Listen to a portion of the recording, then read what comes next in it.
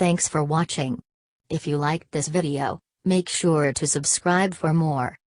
The Story of My Life by Helen Keller. Chapter 16. Page 77. Before October 1893, I had studied various subjects by myself in a more or less desultory manner. I read the histories of Greece, Rome and the United States. I had a French grammar in raised print, and as I already knew some French, I often amused myself by composing in my head short exercises, using the new words as I came across them, and ignoring rules and other technicalities as much as possible. I even tried, without aid, to master the French pronunciation, as I found all the letters and sounds described in the book. Of course, this was tasking slender powers for great ends, but it gave me something to do on a rainy day, and I acquired a sufficient knowledge of French to read with pleasure La Fontaine's Fables, Lamedis and Malgré and passages from Ethele. I also gave considerable time to the improvement of my speech. I read aloud to Miss Sullivan and recited passages from my favorite poets, which I had committed to memory. She corrected my pronunciation and helped me to phrase and inflect. It was not, however, until October 1893, after I had recovered from the fatigue and excitement of my visit to the World's Fair, that I began to have lessons in special subjects at fixed hours. Miss Sullivan and I were at that time in Halton, Pennsylvania, visiting the family of Mr. William Wade. Mr. Irons, a neighbor of theirs, was a good Latin scholar. It was arranged that I should study under him. I remember him as a man of rare, sweet nature and of wide experience. He taught me Latin grammar principally, but he often helped me in arithmetic, which I found as troublesome as it was uninteresting. Page 789. Mr. Irons also read with me Tennyson's In Memoriam. I had read many books before, but never from a critical point of view. I learned for the first time to know an author, to recognize his style as I recognize the clasp of a friend's hand. At first I was rather unwilling to study Latin grammar. It seemed absurd to waste time analyzing every word I came across, noun, genitive, singular, feminine, when its meaning was quite plain. I thought I might just as well describe my pet in order to know it: order, vertebrate, division, quadruped, class, mammalia, genus, felinus, species, cat, individual, tabby. But as I got deeper into the subject, I became more interested, and the beauty of the language delighted me. I often amused myself by reading Latin passages, picking up words I understood and trying to make sense. I have never ceased to enjoy this pastime. There is nothing more beautiful, I think, than the evanescent fleeting images and sentiments presented by a language one is just becoming familiar with, ideas that flit across the mental sky, shaped and tinted by capricious fancy. Miss Sullivan sat beside me at my lessons, spelling into my hand whatever Mr. Irons said, and looking up new words for me. I was just beginning to read Caesar's Gallicore when I went to my home in Alabama. Chapter 17. Page 79. In the summer of 1894, I attended the meeting at Chautauqua of the American Association to promote the teaching of speech to the deaf. There it was arranged that I should go to the Wright Humason School for the Deaf in New York City.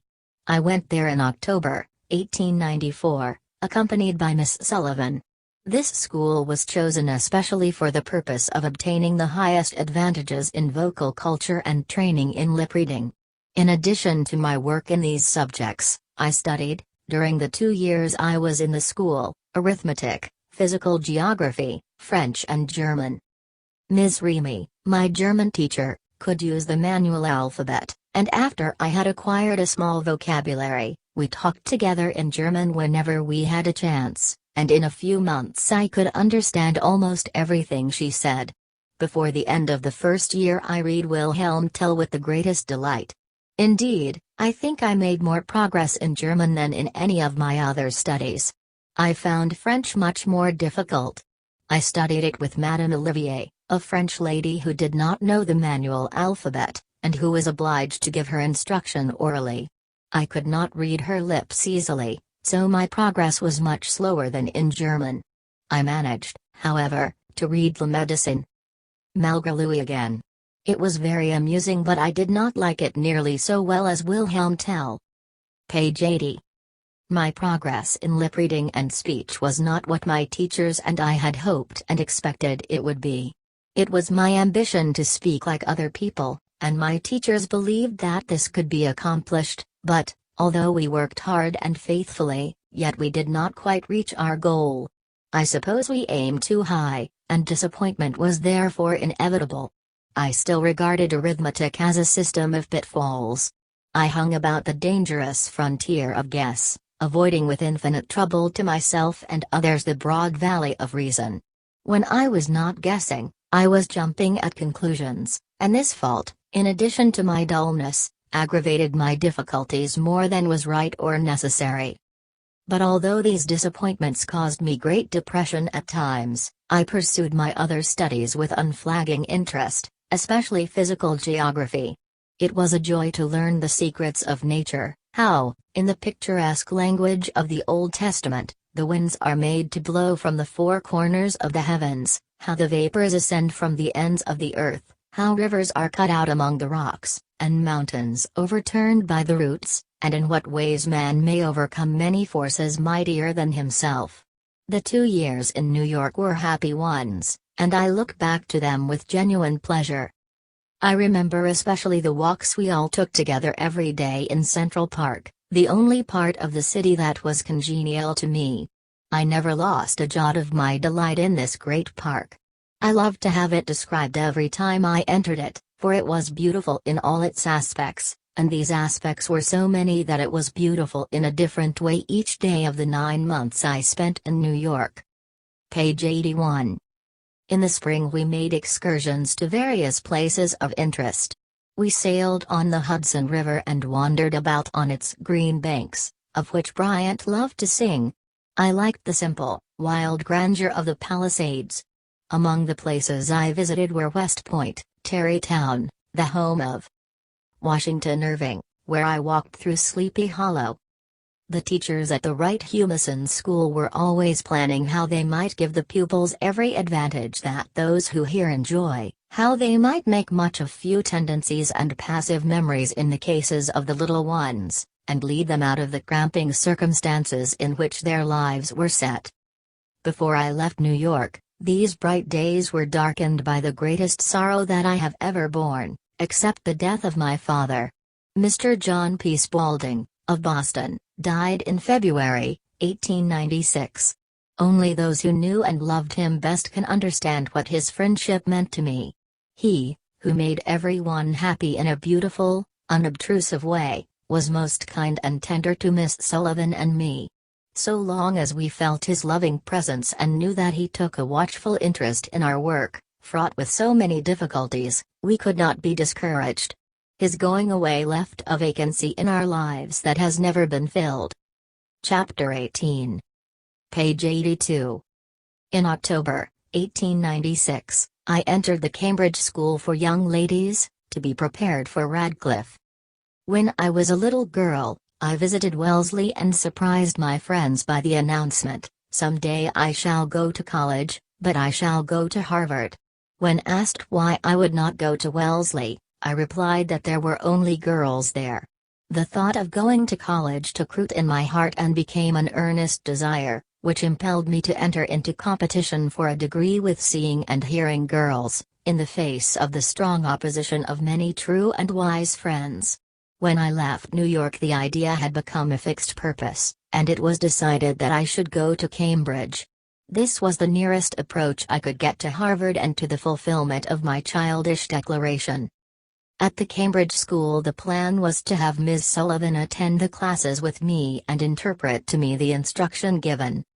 Of course, my instructors had had no experience in teaching any but normal pupils, and my only means of conversing with them was reading their lips. My studies for the first year were English history, English literature, German, Latin, arithmetic, Latin composition and occasional themes. Until then I had never taken a course of study with the idea of preparing for college, but I had been well drilled in English by Miss Sullivan, and it soon became evident to my teachers that I needed no special instruction in this subject beyond a critical study of the books prescribed by the college. I had had, moreover, a good start in French, and received 6 months' instruction in Latin, but German was the subject with which I was most familiar. Page 83. In spite, however, of these advantages, there were serious drawbacks to my progress. Miss Sullivan could not spell out in my hand all that the books required, and it was very difficult to have textbooks embossed in time to be of use to me, although my friends in London and Philadelphia were willing to hasten the work. For a while, indeed, I had to copy my Latin in Braille, so that I could recite with the other girls.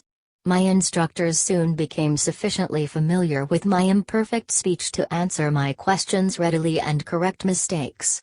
I could not make notes in class or write exercises, but I wrote all my compositions and translations at home on my typewriter. Each day Miss Sullivan went to the classes with me and spelled into my hand with infinite patience all that the teachers said. In study hours she had to look up new words for me and read and reread notes and books I did not have in raised print. The tedium of that work is hard to conceive. Frau Grote, my German teacher, and Mr. Gilman, the principal, were the only teachers in the school who learned the finger alphabet to give me instruction. No one realized more fully than dear Frau Grote how slow and inadequate her spelling was. Nevertheless, in the goodness of her heart she laboriously spelled out her instructions to me in special lessons twice a week, to give Miss Sullivan a little rest. But, though everybody was kind and ready to help us, there was only one hand that could turn drudgery into pleasure. Page 84. That year I finished arithmetic, reviewed my Latin grammar, and read 3 chapters of Caesar's Gallic War. In German I read, partly with my fingers and partly with Miss Sullivan's assistance. Schiller's Lied von der Glock und Taucher, Heinz Hartreise, Freitags aus dem Stadt. Friedrichs des Großen, Reels Fluch der Schönheit, Lessingsminne von Barnhem, and Gutes aus meinem Leben. I took the greatest delight in these German books, especially Schiller's wonderful lyrics, the history of Frederick the Great's magnificent achievements and the account of Goethe's life. I was sorry to finish Die Hartreise, so full of happy witticisms and charming descriptions of vine-clad hills, streams that sing and ripple in the sunshine, and wild regions, sacred to tradition and legend, the Grey Sisters of a long-vanished, imaginative age, descriptions such as can be given only by those to whom nature is a feeling, a love and an appetite. Mr. Gilman instructed me part of the year in English literature. We read together, As You Like It, Burke's Speech on Conciliation with America, and Macaulay's Life of Samuel Johnson. Mr. Gilman's broad views of history and literature and his clever explanations made my work easier and pleasanter than it could have been had I only read notes mechanically with the necessarily brief explanations given in the classes. Page 85. Burke's speech was more instructive than any other book on a political subject that I had ever read. My mind stirred with the stirring times, and the characters round which the life of 2 contending nations centered seemed to move right before me. I wondered more and more, while Burke's masterly speech rolled on in mighty surges of eloquence, how it was that King George and his ministers could have turned a deaf ear to his warning prophecy of our victory and their humiliation. Then I entered into the melancholy details of the relation in which the great statesman stood to his party and to the representatives of the people. I thought how strange it was that such precious seeds of truth and wisdom should have fallen among the tares of ignorance and corruption. In a different way Macaulay's Life of Samuel Johnson was interesting. My heart went out to the lonely man who ate the bread of affliction in Grub Street, and yet, in the midst of toil and cruel suffering of body and soul, always had a kind word, and lent a helping hand to the poor and despised. I rejoiced over all his successes, I shut my eyes to his faults, and wondered, not that he had them, but that they had not crushed or dwarfed his soul. But in spite of Macaulay's brilliancy and his admirable faculty of making the commonplace seem fresh and picturesque, His positiveness wearied me at times, and his frequent sacrifices of truth to effect kept me in a questioning attitude very unlike the attitude of reverence in which I had listened to the Demosthens of Great Britain. Page 86. At the Cambridge School, for the first time in my life, I enjoyed the companionship of seeing and hearing girls of my own age. I lived with several others in one of the pleasant houses connected with the school, the house where Mr. Howells used to live, and we all had the advantage of home life. I joined them in many of their games, even blind man's buff and frolics in the snow. I took long walks with them, we discussed our studies and read aloud the things that interested us. Some of the girls learned to speak to me, so that Miss Sullivan did not have to repeat their conversation. At Christmas, my mother and little sister spent the holidays with me, and Mr. Gilman kindly offered to let Mildred study in his school. So Mildred stayed with me in Cambridge, and for 6 happy months we were hardly ever apart. It makes me most happy to remember the hours we spent helping each other in study and sharing our recreation together. I took my preliminary examinations for Radcliffe from the 29th of June to the 3rd of July in 1897. The subjects I offered were elementary and advanced German, French, Latin, English, and Greek and Roman history, making 9 hours in all. I passed in everything, and received honors in German and English. Page 87. Perhaps an explanation of the method that was in use when I took my examinations will not be amiss here. The student was required to pass in 16 hours, 12 hours being called elementary and 4 advanced. He had to pass 5 hours at a time to have them counted. The examination papers were given out at 9 o'clock at Harvard and brought to Radcliffe by a special messenger. Each candidate was known, not by his name, but by a number. I was number 233, but, as I had to use a typewriter, my identity could not be concealed. It was thought advisable for me to have my examinations in a room by myself, because the noise of the typewriter might disturb the other girls. Mr. Gilman read all the papers to me by means of the manual alphabet. A man was placed on guard at the door to prevent interruption. The first day I had German. Mr. Gilman sat beside me and read the paper through first, then sentence by sentence, while I repeated the words aloud, to make sure that I understood him perfectly. The papers were difficult, and I felt very anxious as I wrote out my answers on the typewriter. Mr. Gilman spelled to me what I had written, and I made such changes as I thought necessary, and he inserted them. I wish to say here that I have not had this advantage since in any of my examinations. At Radcliffe no one reads the papers to me after they are written, and I have no opportunity to correct errors unless I finish before the time is up. In that case I correct only such mistakes as I can recall in the few minutes allowed, and make notes of these corrections at the end of my paper. If I passed with higher credit in the preliminaries than in the finals, there are 2 reasons. Page 88.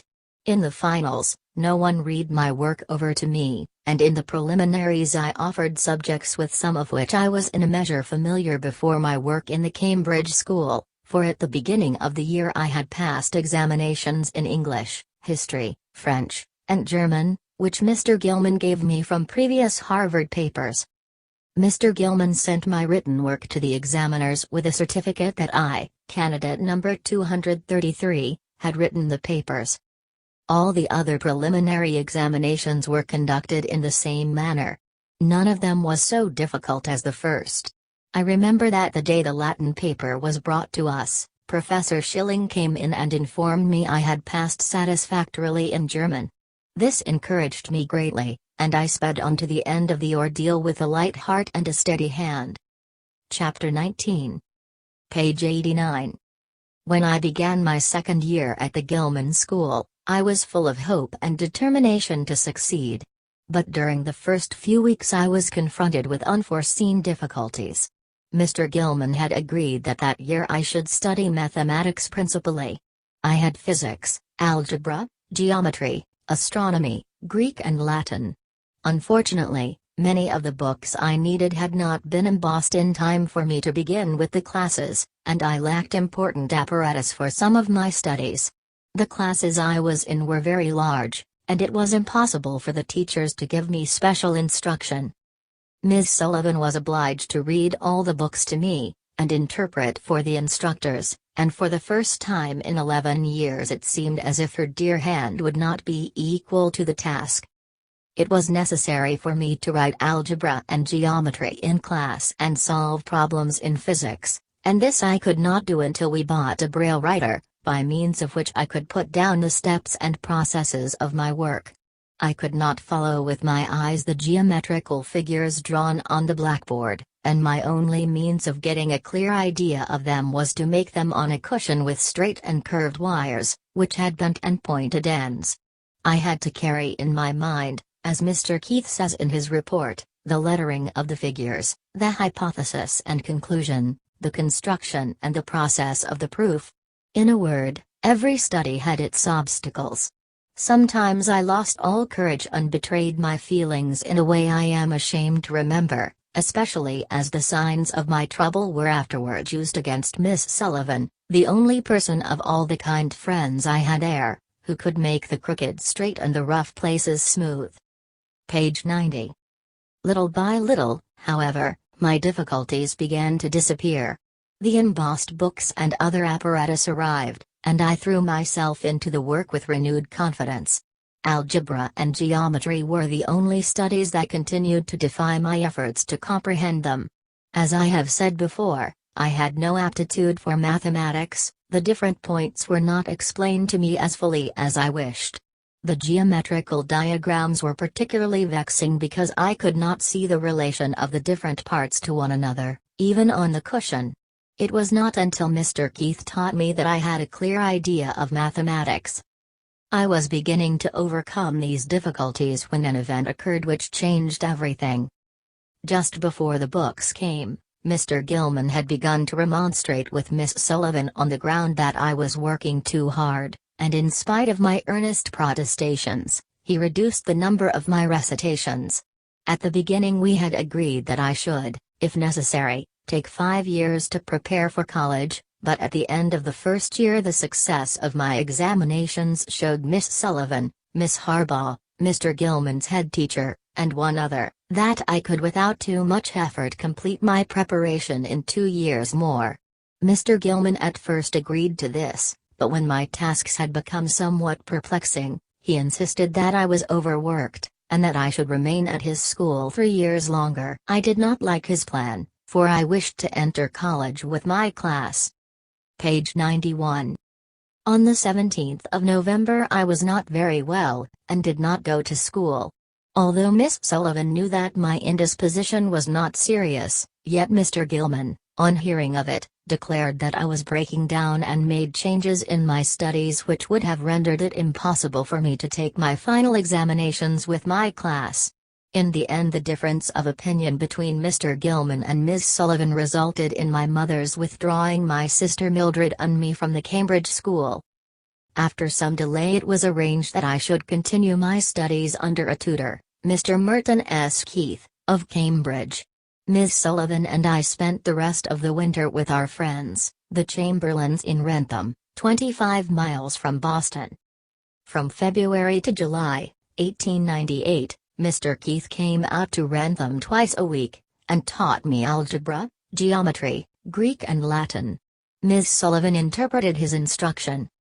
In October, 1898, we returned to Boston. For 8 months Mr. Keith gave me lessons 5 times a week, in periods of about an hour. He explained each time what I did not understand in the previous lesson, assigned new work, and took home with him the Greek exercises which I had written during the week on my typewriter, corrected them fully, and returned them to me. Page 92. In this way my preparation for college went on without interruption. I found it much easier and pleasanter to be taught by myself than to receive instruction in class. There was no hurry, no confusion. My tutor had plenty of time to explain what I did not understand, so I got on faster and did better work than I ever did in school. I still found more difficulty in mastering problems in mathematics than I did in any other of my studies. I wish algebra and geometry had been half as easy as the languages and literature. But even mathematics Mr. Keith made interesting. He succeeded in whittling problems small enough to get through my brain. He kept my mind alert and eager, and trained it to reason clearly, and to seek conclusions calmly and logically, instead of jumping wildly into space and arriving nowhere. He was always gentle and forbearing, no matter how dull I might be, and believe me, my stupidity would often have exhausted the patience of Job. On the 29th and 30th of June, 1899, I took my final examinations for Radcliffe College. The first day I had elementary Greek and advanced Latin, and the second day geometry, algebra, and advanced Greek. The college authorities did not allow Miss Sullivan to read the examination papers to me, so Mr. Eugene C. Vining, one of the instructors at the Perkins Institution for the Blind, was employed to copy the papers for me in American Braille. Mr. Vining was a stranger to me, and could not communicate with me, except by writing Braille. The proctor was also a stranger, and did not attempt to communicate with me in any way. Page 93. The Braille worked well enough in the languages, but when it came to geometry and algebra, difficulties arose. I was sorely perplexed, and felt discouraged wasting much precious time, especially in algebra. It is true that I was familiar with all literary Braille in common use in this country, English, American, and New York Point, but the various signs and symbols in geometry and algebra in the three systems are very different, and I had used only the English Braille in my algebra. 2 days before the examinations, Mr. Vining sent me a Braille copy of one of the old Harvard papers in algebra. To my dismay I found that it was in the American notation. I sat down immediately and wrote to Mr. Vining, asking him to explain the signs. I received another paper and a table of signs by return mail, and I set to work to learn the notation. But on the night before the algebra examination, while I was struggling over some very complicated examples, I could not tell the combinations of bracket, brace and radical. Both Mr. Keith and I were distressed and full of forebodings for the morrow, but we went over to the college a little before the examination began, and had Mr. Vining explain more fully the American symbols. In geometry my chief difficulty was that I had always been accustomed to read the propositions in line print, or to have them spelled into my hand, and somehow, although the propositions were right before me, I found the Braille confusing, and could not fix clearly in my mind what I was reading. But when I took up algebra I had a harder time still. Page 94. The signs, which I had so lately learned, and which I thought I knew, perplexed me. Besides, I could not see what I wrote on my typewriter. I had always done my work in Braille or in my head. Mr. Keith had relied too much on my ability to solve problems mentally, and had not trained me to write examination papers. Consequently my work was painfully slow, and I had to read the examples over and over before I could form any idea of what I was required to do. Indeed, I am not sure now that I read all the signs correctly. I found it very hard to keep my wits about me. But I do not blame anyone. The administrative board of Radcliffe did not realize how difficult they were making my examinations, nor did they understand the peculiar difficulties I had to surmount. But if they unintentionally placed obstacles in my way, I have the consolation of knowing that I overcame them all. Chapter 20. Page 95. The struggle for admission to college was ended, and I could now enter Radcliffe whenever I pleased. Before I entered college, however, it was thought best that I should study another year under Mr. Keith. It was not, therefore, until the fall of 1900 that my dream of going to college was realized. I remember my first day at Radcliffe. It was a day full of interest for me. I had looked forward to it for years. A potent force within me, stronger than the persuasion of my friends, stronger even than the pleadings of my heart, had impelled me to try my strength by the standards of those who see and hear. I knew that there were obstacles in the way, but I was eager to overcome them.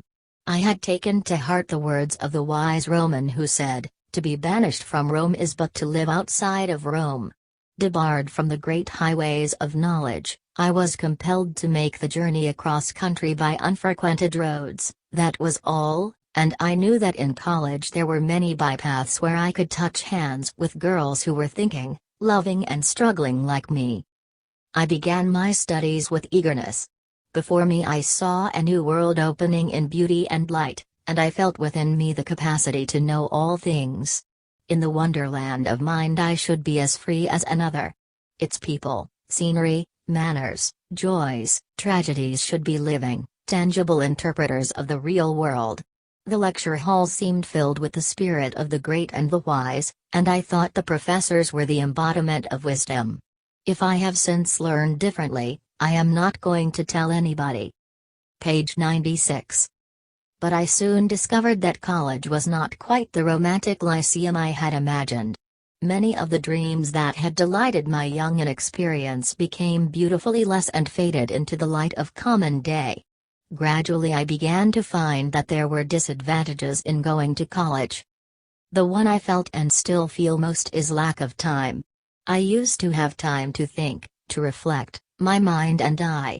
We would sit together of an evening and listen to the inner melodies of the spirit, which one hears only in leisure moments when the words of some loved poet touch a deep, sweet chord in the soul that until then had been silent.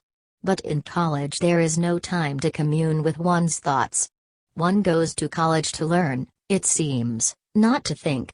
When one enters the portals of learning, one leaves the dearest pleasures, solitude, books and imagination, outside with the whispering vines. I suppose I ought to find some comfort in the thought that I am laying up treasures for future enjoyment, but I am improvident enough to prefer present joy to hoarding riches against a rainy day. My studies the first year were French, German, history, English composition and English literature. In the French course I read some of the works of Corneille, Molière, Racine, Alfred de Musset and Sainte-Beuve, and in the German those of Goethe and Schiller. I reviewed rapidly the whole period of history from the fall of the Roman Empire to the 18th century, and in English literature studied critically Milton's poems and Areopagitica. Page 97. I am frequently asked how I overcome the peculiar conditions under which I work in college. In the classroom I am of course practically alone. The professor is as remote as if he were speaking through a telephone. The lectures are spelled into my hand as rapidly as possible, and much of the individuality of the lecturer is lost to me in the effort to keep in the race. The words rush through my hand like hounds in pursuit of a hare which they often miss. But in this respect I do not think I am much worse off than the girls who take notes. If the mind is occupied with the mechanical process of hearing and putting words on paper at pell-mell speed, I should not think one could pay much attention to the subject under consideration or the manner in which it is presented. I cannot make notes during the lectures, because my hands are busy listening. Usually I jot down what I can remember of them when I get home. I write the exercises, daily themes, criticisms and hour tests, the mid-year and final examinations, on my typewriter, so that the professors have no difficulty in finding out how little I know. When I began the study of Latin prosody, I devised and explained to my professor a system of signs indicating the different meters and quantities. I use the Hammond typewriter. I have tried many machines, and I find the Hammond is the best adapted to the peculiar needs of my work. With this machine movable type shuttles can be used, and one can have several shuttles, each with a different set of characters, Greek, French, or mathematical, according to the kind of writing one wishes to do on the typewriter. Without it, I doubt if I could go to college. Page 98. Very few of the books required in the various courses are printed for the blind, and I am obliged to have them spelled into my hand. Consequently I need more time to prepare my lessons than other girls.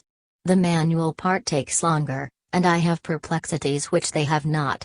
There are days when the close attention I must give to details chafes my spirit, and the thought that I must spend hours reading a few chapters, while in the world without other girls are laughing and singing and dancing, makes me rebellious. But I soon recover my buoyancy and laugh the discontent out of my heart. For, after all, everyone who wishes to gain true knowledge must climb the hill difficulty alone, and since there is no royal road to the summit, I must zigzag it in my own way. I slip back many times, I fall, I stand still, I run against the edge of hidden obstacles, I lose my temper and find it again and keep it better, I trudge on, I gain a little, I feel encouraged, I get more eager and climb higher and begin to see the widening horizon. Every struggle is a victory.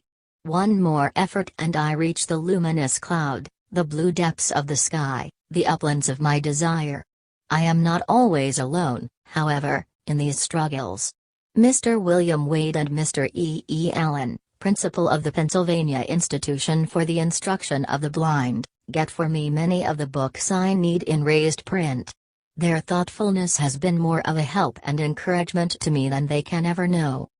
Page 99. Last year, my second year at Radcliffe, I studied English composition, the Bible as English composition, the governments of America and Europe, the Odes of Horace, and Latin comedy. The class in composition was the pleasantest. It was very lively.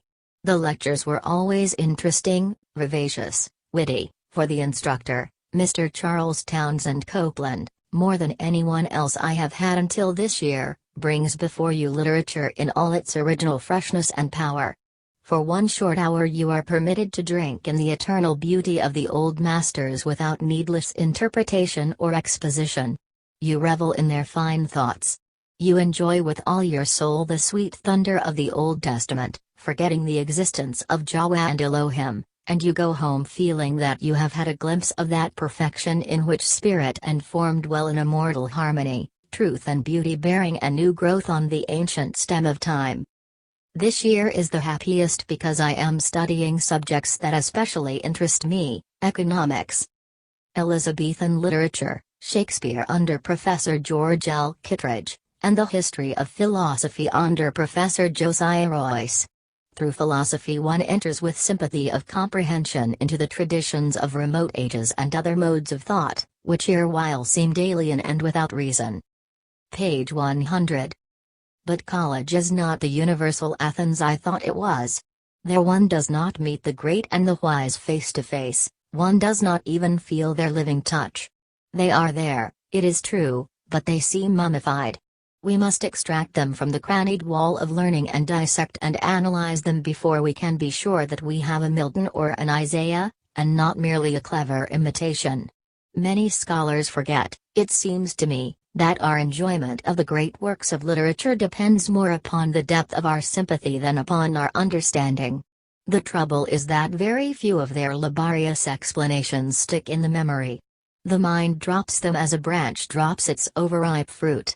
It is possible to know a flower, root and stem and all the processes of growth, and yet to have no appreciation of the flower fresh bathed in heaven's dew. Again and again I ask impatiently, why concern myself with these explanations and hypotheses? They fly hither and thither in my thought like blind birds beating the air with ineffectual wings. I do not mean to object to a thorough knowledge of the famous works we read. I object only to the interminable comments and bewildering criticisms that teach but one thing: there are as many opinions as there are men. But when a great scholar like Professor Kittredge interprets what the masters said, it is as if new sight were given the blind. He brings back Shakespeare, the poet. Page 101. There are, however, times when I long to sweep away half the things I am expected to learn, for the overtaxed mind cannot enjoy the treasure it has secured at the greatest cost. It is impossible, I think, to read in one day 4 or 5 different books in different languages and treating of widely different subjects, and not lose sight of the very ends for which one reads. When one reads hurriedly and nervously, having in mind written tests and examinations, one's brain becomes encumbered with a lot of choice bric-a-brac for which there seems to be little use. At the present time my mind is so full of heterogeneous matter that I almost despair of ever being able to put it in order. Whenever I enter the region that was the kingdom of my mind I feel like the proverbial bull in the china shop. 1,000 odds and ends of knowledge come crashing about my head like hailstones, and when I try to escape them, theme goblins and college nixes of all sorts pursue me, until I wish, oh, may I be forgiven the wicked wish! That I might smash the idols I came to worship. But the examinations are the chief bugbears of my college life. Although I have faced them many times and cast them down and made them bite the dust, yet they rise again and menace me with pale looks, until like Bob Acres I feel my courage oozing out at my finger ends. The days before these ordeals take place are spent in cramming your mind with mystic formula and indigestible dates, unpalatable diets, until you wish that books and science and you were buried in the depths of the sea. Page 102. At last the dreaded hour arrives, and you are a favored being indeed if you feel prepared, and are able at the right time to call to your standard thoughts that will aid you in that supreme effort. It happens too often that your trumpet call is unheeded. It is most perplexing and exasperating that just at the moment when you need your memory and a nice sense of discrimination, these faculties take to themselves wings and fly away. The facts you have garnered with such infinite trouble invariably fail you at a pinch. Give a brief account of Huss and his work. Huss? Who was he and what did he do? The name looks strangely familiar. You ransack your budget of historic facts much as you would hunt for a bit of silk in a ragbag. You are sure it is somewhere in your mind near the top. You saw it there the other day when you were looking up the beginnings of the Reformation. But where is it now? You fish out all manner of odds and ends of knowledge, revolutions, schisms, massacres, systems of government, but Huss, where is he? You are amazed at all the things you know which are not on the examination paper. In desperation you seize the budget and dump everything out, and there in a corner is your man, serenely brooding on his own private thought, unconscious of the catastrophe which he has brought upon you. Just then the proctor informs you that the time is up. With a feeling of intense disgust you kick the mass of rubbish into a corner and go home, your head full of revolutionary schemes to abolish the divine right of professors to ask questions without the consent of the questioned. Page 103. It comes over me that in the last 2 or 3 pages of this chapter I have used figures which will turn the laugh against me. Ah, here they are, the mixed metaphors mocking and strutting about before me, pointing to the bull in the china shop assailed by hailstones and the bugbears with pale looks, an unanalyzed species. Let them mock on. The words describe so exactly the atmosphere of jostling, tumbling ideas I live in that I will wink at them for once, and put on a deliberate air to say that my ideas of college have changed. While my days at Radcliffe were still in the future, they were encircled with a halo of romance, which they have lost, but in the transition from romantic to actual I have learned many things I should never have known had I not tried the experiment. One of them is the precious science of patience, which teaches us that we should take our education as we would take a walk in the country, leisurely, our minds hospitably open to impressions of every sort. Such knowledge floods the soul unseen with a soundless tidal wave of deepening thought. Knowledge is power. Rather, knowledge is happiness, because to have knowledge, broad, deep knowledge, is to know true ends from false, and lofty things from low. To know the thoughts and deeds that have marked man's progress is to feel the great heart throbs of humanity through the centuries, and if one does not feel in these pulsations a heavenward striving, one must indeed be deaf to the harmonies of life. Thanks for watching. If you liked this video, make sure to subscribe for more.